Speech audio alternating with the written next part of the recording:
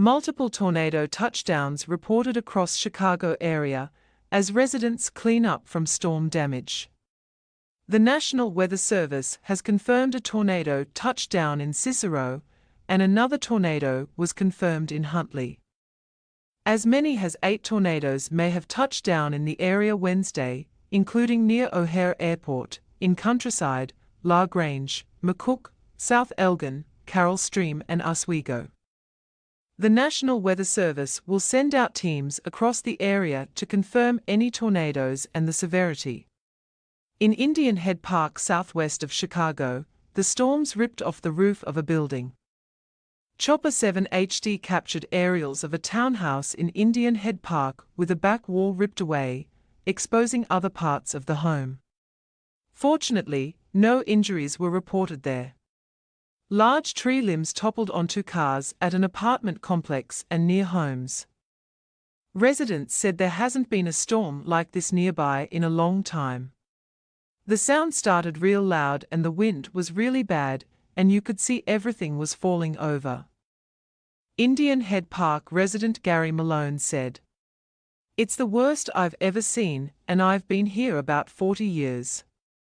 In Countryside, in a neighborhood off Hillsdale Road, there was tremendous tree and landscaping damage. And some damage to homes. The winds kicked up really hard and really fast, and we're like basement now. Grab the dog, let's go."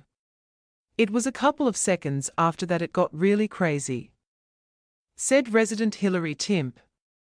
"It was pretty terrifying, but we've already checked in with everybody and everyone seems to be okay," Greg Timp said. One house had its roof partially blown off and the garage collapsed. Neighbors said the woman, who lives in the home, was taken to a local hospital to be treated for shock, but she did not appear to be physically injured. "I put the roof on her house years ago and now I feel terrible," said 2nd Ward Alderman John von Drasek. Most of the homes seemed to be largely untouched. Some had damaged roofs, broken windows or torn siding. "She's shook up, but she's okay," said Debbie Taylor, whose 95-year-old mother was home alone at the time of the storm. "She was in the house by herself, but she's doing great. Most of the neighbors have lived here 60 years. A lot of them. And one of the girls down the street that I grew up with came and said she saw my mom's house." Countryside police said 4 homes were left uninhabitable. Homeowners are definitely dealing with lots of broken windows. There are no reports of injuries in Countryside. At the Menards in Hodgkins, high winds blew the roof off a shopping cart docking station and into a pickup truck. The owner said his girlfriend, who works at the store, called him when the weather cleared, and when he arrived he found the damage. "It is what it is," said truck owner Jason Wojcicki. "At least everybody is all okay. That's how I looked at it. This is replaceable. People aren't." Hodgkins police said the majority of the damage was on the north end of the village, at the Menards shopping center, and along Lindsay Avenue.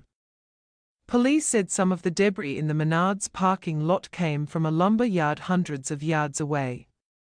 In Huntley, 2 apartment buildings in the Bakeley subdivision were badly damaged, one losing its roof to an apparent tornado.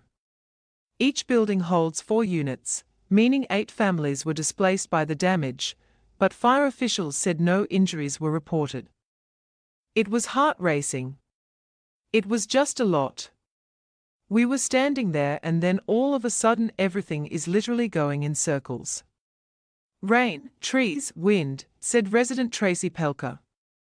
Huntley Battalion Chief Mike Pierce said firefighters and other emergency services were responding to downed power lines, trees and tree branches, and power outages had been reported. Building damage appeared concentrated to area near the Bakeley subdivision. Pierce said the tornado sirens did sound as the storm bore down. Anyone in need of assistance, including the people in the damaged homes, can meet with the Red Cross at the Village Hall, Pierce said. In Elgin, crews loaded trees and other debris into trucks near Rocky Gap Drive and Stony Creek Drive. In McCook, the family-run Skyline Motel was heavily damaged by the storms, leaving multiple families searching for a new place to stay. The garage was blown apart, the roof above the first floor was torn away, and multiple power lines are down around the motel. The family is now left to rebuild. Abrupt burst of wind, loud thunder, the whole room was shaking, said resident Ty Carr. Power lines fell down and they were sparking everywhere. It was crazy chaos and it was abrupt.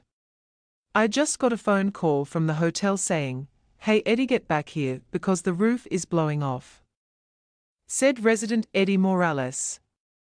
"It's all gone. The entire place is ruined," said Rajan Patel, whose family owns the Skyline Motel. "I don't even know